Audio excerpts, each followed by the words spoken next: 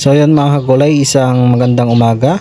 At ngayon nga mga kagulay, ngayong araw ay 2 buwan na itong aking sibuyas. At ito na nga mga kagulay, dala ko na yung aking i-apply ngayong araw. So bali 60 days na po itong aking tanim na sibuyas. At kaya kailangan ko na siyang applyan ng aking ginagamit sa pagpapalaman. Lalo na nag 60 days na nga po itong aking sibuyas. So bali mga kagulay, pakita ko muna sa inyo itong aking Calixto F1. So meron na po siyang mga pang isa-isang bulaklak. At ngayon ding araw mga kagulay, meron mga pupunta dito para damuhan itong aking Calixto F1. So para isang labas na lang.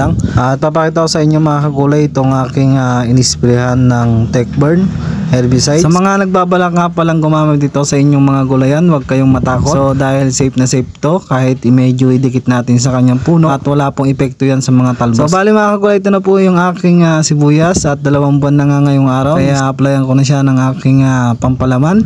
So papakita ko po yan sa inyo at papaliwanag kung gaano po siya kadami sa isang sprayer at paano po siyang gamitin. Kapag gumamit po ako nito sa aking sibuyasan, inuusto ko po talaga siya ng 2 buwan dahil dito po ay naglalabas na po siya talaga ng mga laman. Kaya dapat applyan na po natin ng purong potassium. So bali mga kagulay, itong ating i-apply ay potassium. So papakita ko po sa inyo yung lalagyan para pa kung sakaling gusto nyo gumamit ay pwede nyo pong screenshot yung ating papakitang kahon para po makabili po kayo at may pakita. So yan po yung aking ginagawa pagka nagtatanim po akong sibuyas. Sa gantong edad kasi mga kagulay ay saglit na lang yung hihintayin natin para mapabunot itong ating sibuyas. So kailangan kasi mga kagulay mapabagsak natin itong mga dahon niya dahil para makita ng mga buyer na talagang magulang na. At isa pa nga doon mga kagulay para magsarado po yung kanyang puno. At ito mga kagulay, papakita ko po sa inyo yung aking ni-spray. At ito nga po mga kagulay yung 0061.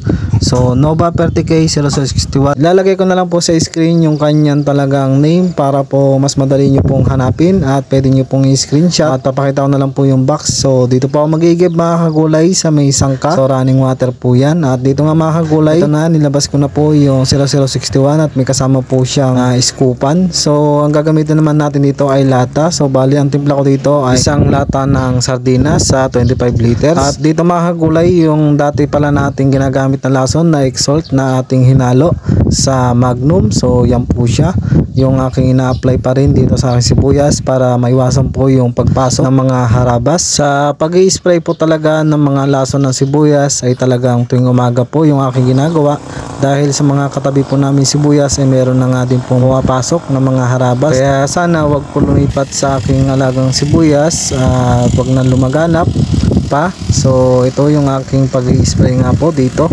So tiyagaan lang po talaga na pag-i-spray at tuwing umaga talaga ay kailangan pong paamuyan ng lason para hindi po lumipad yung mga paru-paro at magitlog sa mga dahon ng sibuyas. About naman po doon sa pagtitimpla ko po ng lason, so sa mga gustong gumamit ng aking mga ginagamit na lason ay ugaliin pa rin po na palagi po tayong maghugas ng kamay at maligo pagkatapos nating gumamit ng mga insecticide na katulad na aking ginagamit. So ako kasi nakasanayan ko na po yung nakakamay, pero bago po ako umuwi ng bahay ay ako po ay naliligo po muna dito sa aming kubo para matanggal po yung mga lason na nakakapit sa aking katawan. Kaya mas maganda maging safe po yung ating paggamit itong mga insecticide nito. Huwag po nating hayaan na matuyo sa ating katawan dahil pagka nag-spray po tayo ng umaga talaga ay mahamog pa, kaya nababasa po tayo. About naman doon sa aking ini-spray na Nova Ferticay na 0061. So bali mga kagulay, hindi ko po advisable na gamitin ito palagi sa ating mga gulay. So pwede po siya paminsan-minsan dahil nga itong mga gulay ay purong potassium. So pagka madalas po yung ating paggamit nito sa ating mga gulay ay medyo maninigas po yung mga dahon. So ako kasi mga gulay, sa sibuyas ko lamang po ito mas madalas ginagamit. Kahit araw-araw po nating applyan ay wala pong problema, lalo na po sa paghuhulog niya po ng laman.